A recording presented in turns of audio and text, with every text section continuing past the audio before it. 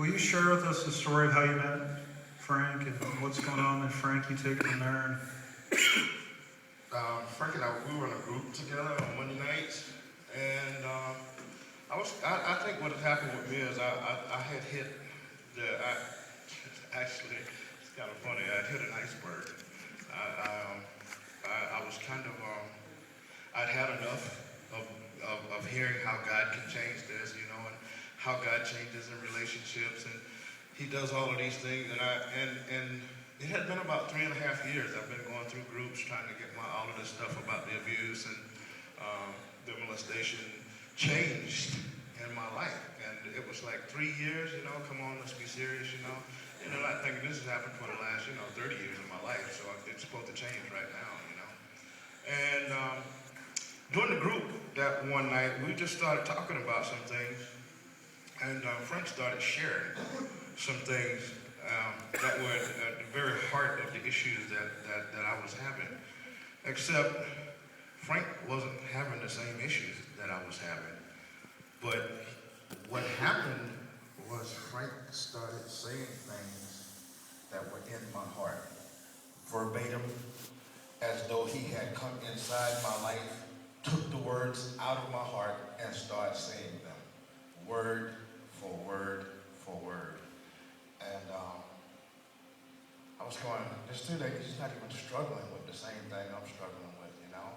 But he's talking about the same pain that I'm going through, the exact same thing. It was so much that as he was talking, I was laughing. I just thought I couldn't help it. I was laughing. And I don't know what he thought when I started laughing, but it was just, I was laughing because somebody else shared my pain. It was true. I was not alone. That night, finally, I was not the only one. And then the next time we met, Frank was sick, so I didn't see him. And the next time we met, he says, Lemuel, I got something I need to talk to you about. So what was going on through my head was, okay, here it goes again. This dude, I'm going to trying to get close to him. He's going to come to me. He's going to tell me this, and it's going to be another failure. He's going to do the same thing that other men have done in my life, and he's just going to get my head all screwed up, and then I'm just going to say, forget it.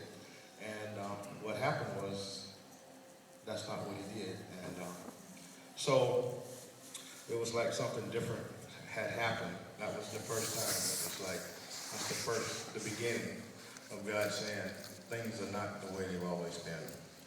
So, I'll tell you what his comment. I'll let him tell you what he wanted to talk about, and it's funny, you know, because some of the things that he was telling me about, I'd already gone through, you know, quite some years ago in my life in Alabama.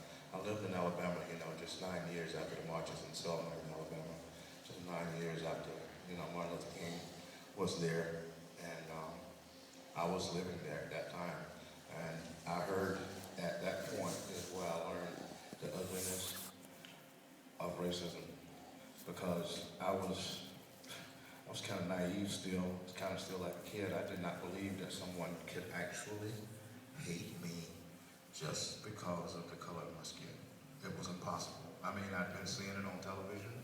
You know, some people have seen it in the history books. I saw it on television. Anyway, I'd seen King do the marches. I was there.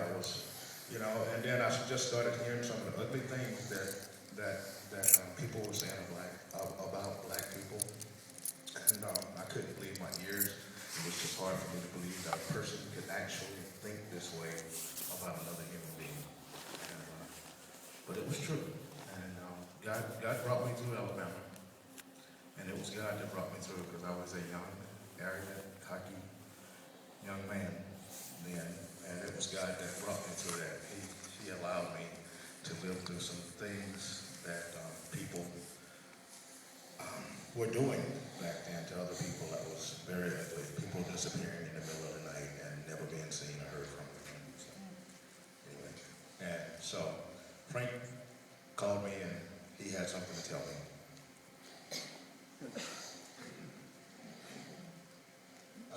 So I'm going to back up just a little bit. So when Len and I first met, it was at Chuck's house. And we got introduced at, when this thing was first starting. And God spoke to me right away with this guy. And I knew the moment I met him that God was going to use this man to change me. And I knew exactly what it was that needed to be changed. I knew exactly what it was. But it was something that I didn't know. I knew I wanted to be done with it, but I didn't know if I could or if I even knew how, to be quite honest with you.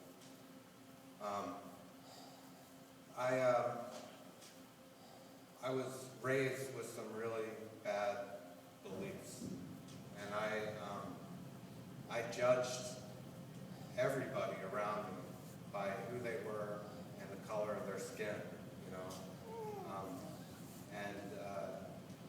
I'm not just a racist, I'm a bigot. I didn't like you if you were different than me. I just didn't like people. And God had been speaking to me about this for a while, and I hid this in the church for a long time.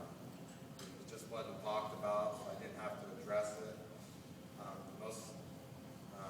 Most of the people I associated with it, as most of us know, most churches are very white or black.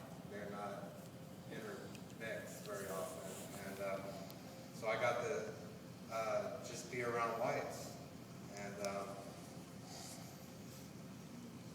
Lem called me after that night. He talked about when I shared, and he said, "You don't know what you've done. You don't know, you just have no idea how you touched me when you shared. It was like you were repeating everything that was in my heart." And I realized right then that he and I shared a common bond of some pain and struggles that were in our lives, something I could relate to on a very deep, private, personal level. And things I just don't share with your average Joe. And so we got to talking, and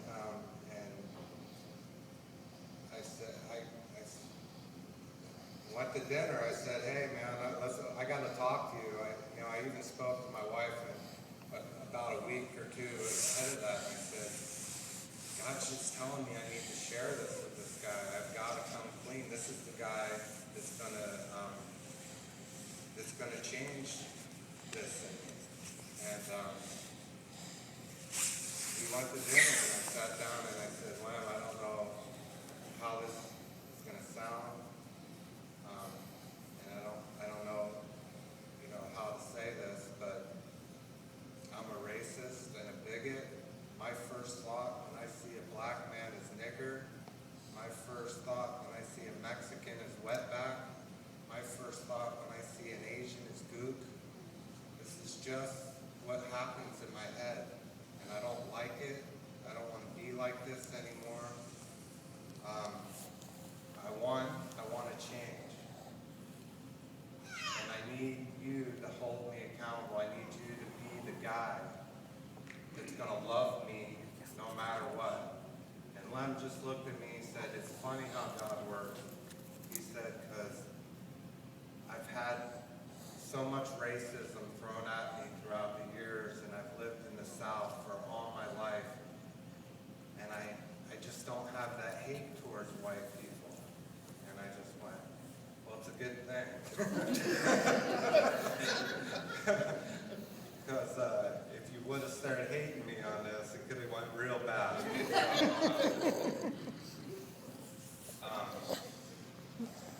Lem just looked at me and basically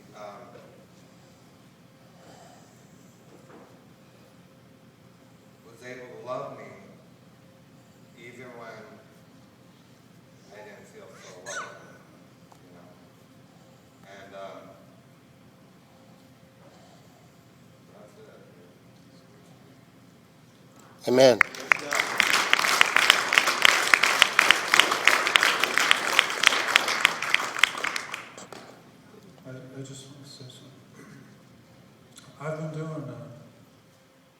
ministry and men's groups for a long time. And your guys' relationship has been one of the most powerful things I've ever seen. Because, Lem, you're the perfect guy.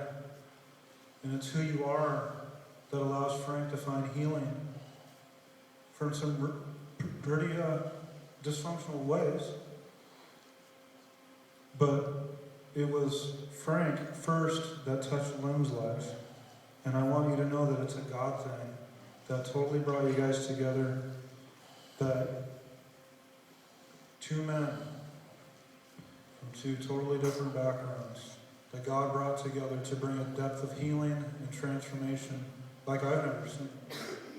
And so I'm just so thankful that you guys, that I'm your brother and friend in Christ, and that God brought you guys together, and that you're part of this church.